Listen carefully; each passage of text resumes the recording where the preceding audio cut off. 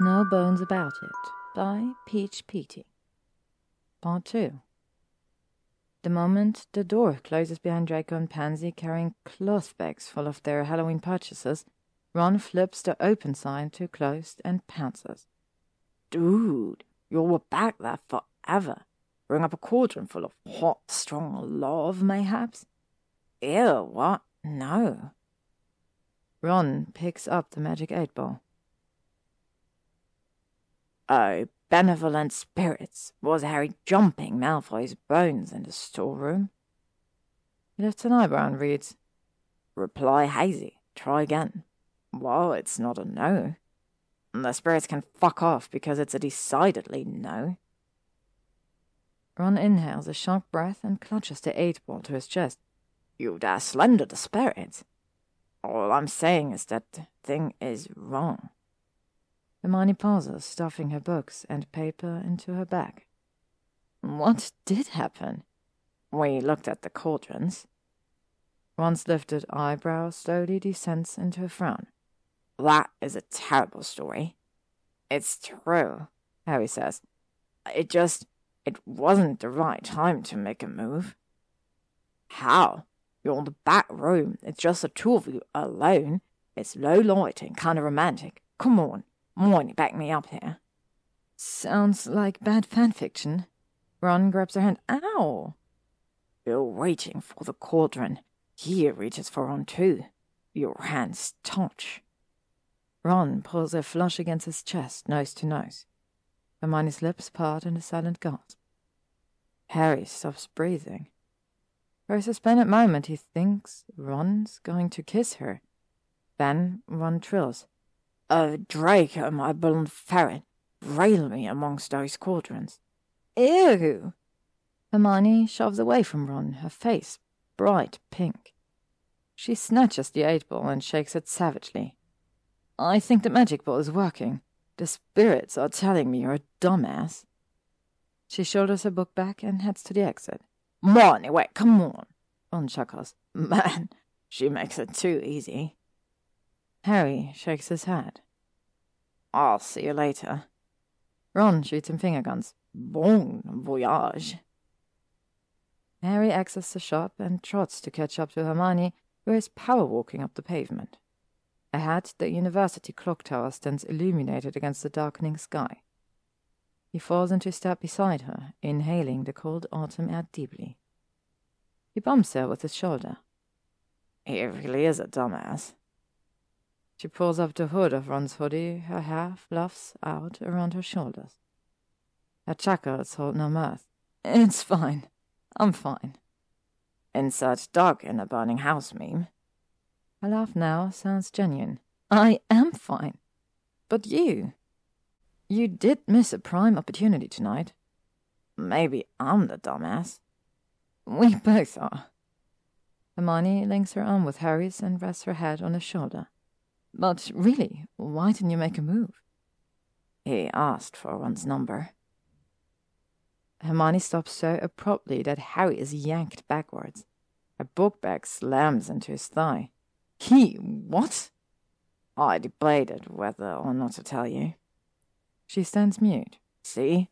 Harry says. I knew I shouldn't have said anything. No, yes, I'm... She brushes stray hair from her face. I'm sorry. You're saying Draco Malfoy asked for Ron's number. Draco Malfoy. The blonde yahoo who was just in Pruitt's?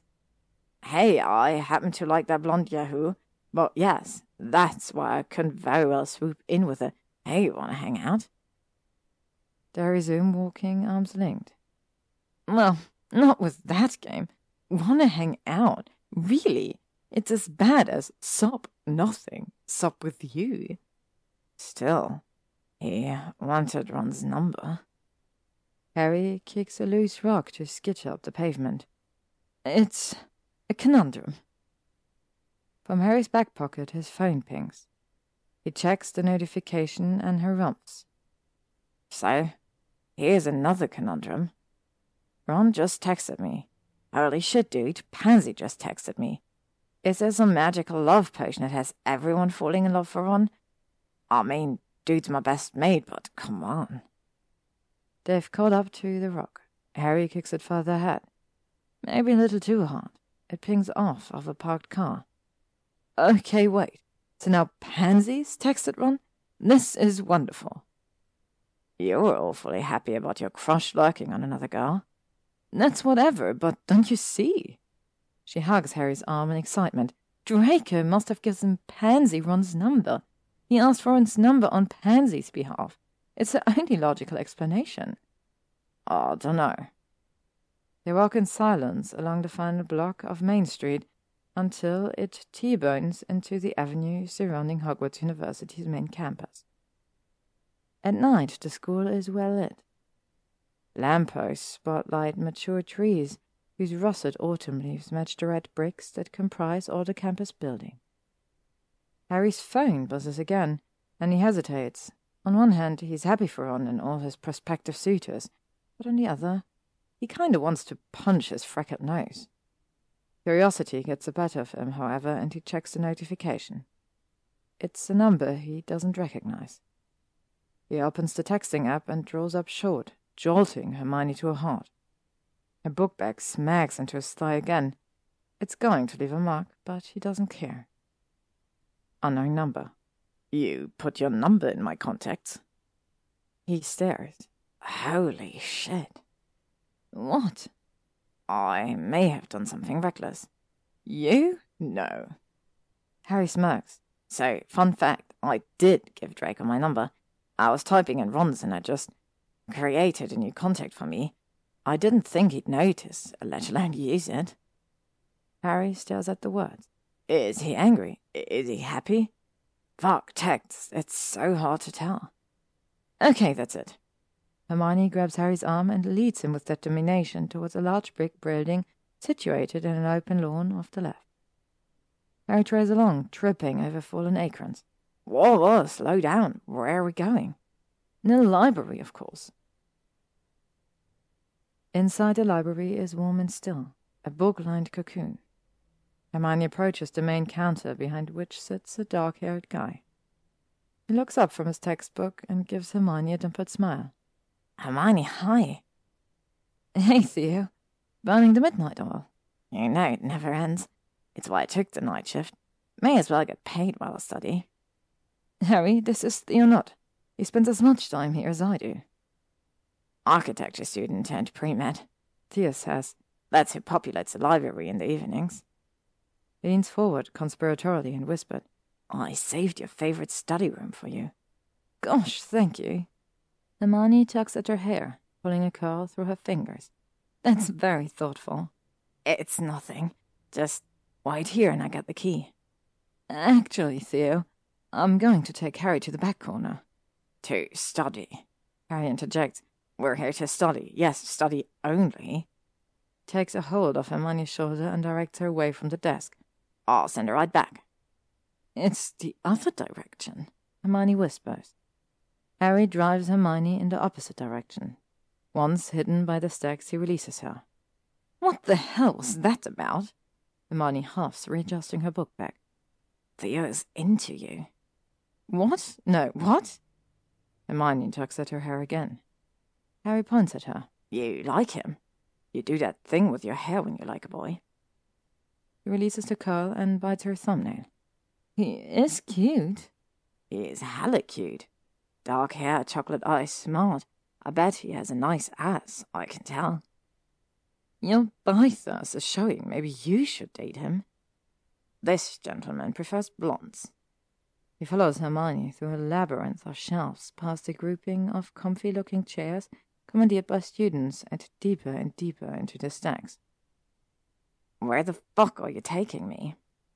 He stops suddenly at the termination of a bookshelf and gestures. Harry peers cautiously around the shelf corner, half expecting to find a portal to another dimension. Instead, he finds a small study cubicle tucked into a secluded corner, empty except for a boy he recognizes immediately. Your dark academia boyfriend awaits. She smiles smugly. You're welcome. I really do love you. Ron doesn't deserve you, you know. I know, but maybe a dark-haired architect with chocolate eyes does. She kisses his cheeks and indicates Draco with a lift of her chin. "Make a move, dumbass." Leaves Harry to peer between the shelves over the tops of the books. Draco is deep into his studies, intently focused on the papers spread out on the table. He's got a pen held in his teeth, one tucked behind his ear, and is writing out notes with a third. He throws down the pen and stretches his arms overhead, tilting back in his chair until he's balancing on two back legs. His neck arches, exposing his Adam's apple, a tall peak Harry wants to scale with his tongue. Harry opens the texting app on his phone, saves Draco's number, and types. "To future boyfriend." "Didn't take you long to find it." Draco's phone buzzes. A prim little smile transforms his face as he reads, and Harry's heart leaps around his chest, slamming into his lungs. Draco taps his thumbs rapidly on the screen. Harry's phone buzzes. "I don't have many cute jocks in my contest." "You forgot singer. Cute jock and singer. An important distinction. But I'm concerned. And what could the owls celebrate at WR? Fret his pretty curls over. How many single cute jocks you got in your contacts, because however many, I better be cute jock number 1. The list reads thus. First, Harry Potter. End of list." Harry leans against the stacks and bites his knuckles. He peeks at Draco again and is suddenly overcome with nervousness. He opens his internet browser and finds the Magic 8-Ball website. Spirits don't fail me now. In the question prompt window, he types, "Will I score with my crush?" And then he taps Shake 8-Ball button. The image shakes and the words appear in the murky blue window. Outlook good. "Yes," he mutters. "Okay, Potter, you're the youngest wide receiver to play first string in decades. You've broken every Hogwarts University receiving yard record. You got this." He pounds his left shoulder, right shoulder, and pumps his knees and arms, exhaling in short puffs, before bursting around the shelves as if exiting the Albus P.W.B. Dumbledore Stadium tunnel to take the field. "Draco, hi." Draco startles, his eyes widen, and the chair balances before toppling over backwards. Oh shit." Harry has to kneel at his side. "Are you okay?" Draco blinks rapidly at the ceiling a few times. "I'm on the floor." His eyes shift to Harry. "Hi." "Hi." Harry smiles. "Here, let me help you." He grabs Draco's arm and helps him to sit up. Fuck, he smells amazing, like paper and cinnamon and sunlight on an open field. Draco focuses dazed eyes on Harry. "What are you doing here?" "Working on you from behind the stacks," he thinks. Studying for Snape's exams," he says. He moves to collect Draco's pens and papers littering the ground. "I'm sorry for startling you."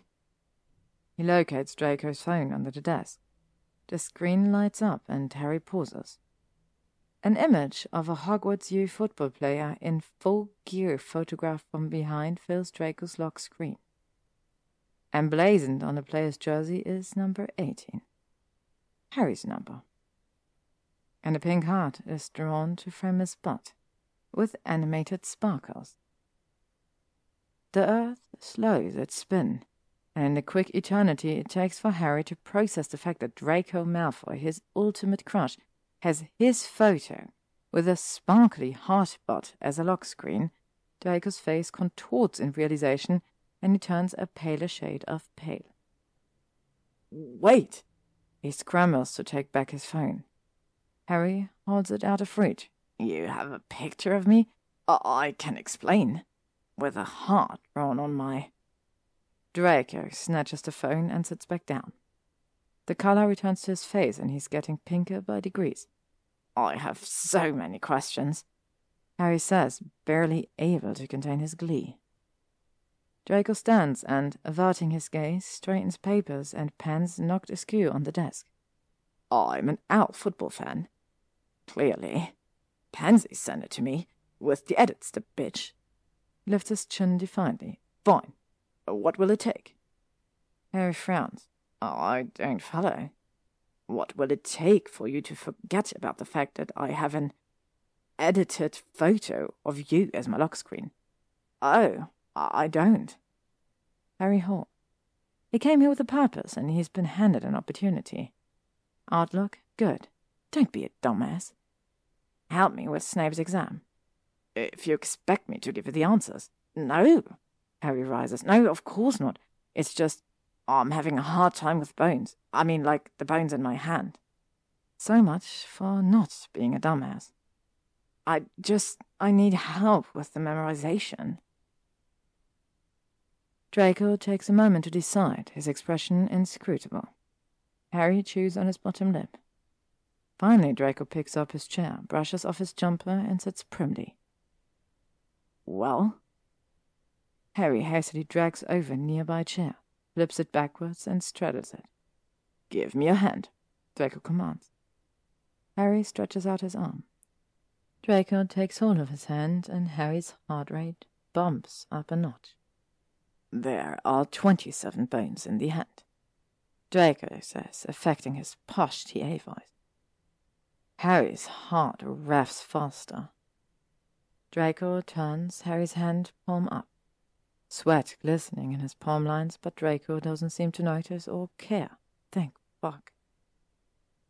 His attention is focused, allowing Harry to freely study the fold of his fringe over his forehead, the tiny scar over his left eyebrow, the fan of dark eyelashes. The carpals or wrist accounts for 8. Draco glides his fingertips over the sensitive skin inside Harry's wrist, tracing blue veins and sending chills up Harry's arm. The palm has 5 metacarpal bones, 1 to each of the 5 digits. Draco plays elegant fingers to gently scratch neatly trimmed nails with pearly half-moons against Harry's palm. Harry's eyelids flutter, and he welcomes the warmth seeping through his muscles. And the remaining 14 are digital bones, Draco says, voice hushed. Also called phalanges or phalanx bones, 3 in each finger. He pinches the base of Harry's forefinger. The proximal. A pinch at the callus in the middle. The middle. He squeezes the tip. And the distal. Before Draco lets go of Harry's fingertips, Harry laces their fingers together. Let's see if I can remember, yeah? Draco nods. 27 bones. Harry releases Draco's hand and turns it palm up. 8 carpals. He bows his head to brush his lips over the creamy, soft skin on the inside of Draco's wrist. Draco's breath hitches. 5 metacarpals. He plants a kiss to Draco's palm and then another. 5 kisses in total. Draco's breath deepens, his chest rising and falling with the force of it. And 3 phalanx bones in the fingers.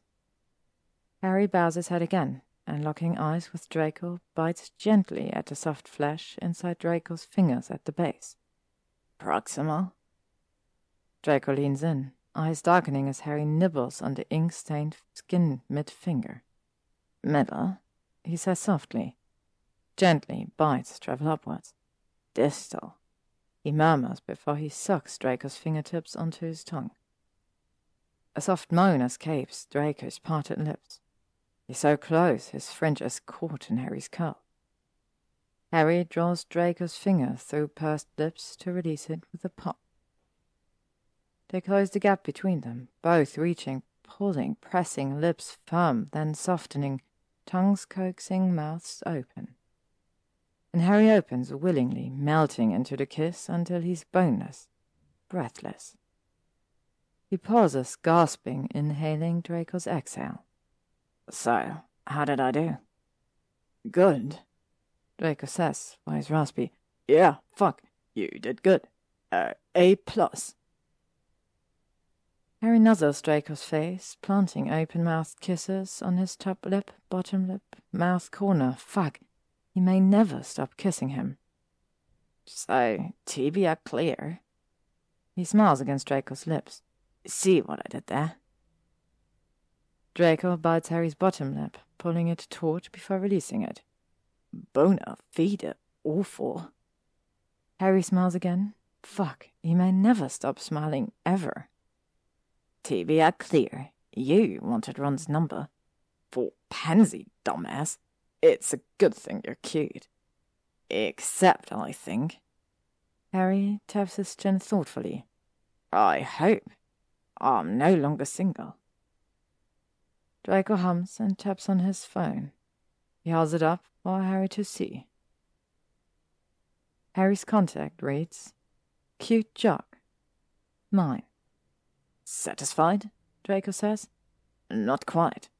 I have to renegotiate on our deal. You've helped me prep for Snape's exam, but sorry, I'll never forget the fact that you have a picture of me on your lock screen. Oh, we aren't done here, Draco says, all business. There's more bones that need memorizing. 206 to be exact. His whisper goes over Harry's ear. 207, if you're lucky. I'm so going to ace this fucking test tomorrow. Harry cups the back of Draco's head, guiding him so that their lips align. I can feel it in my bones.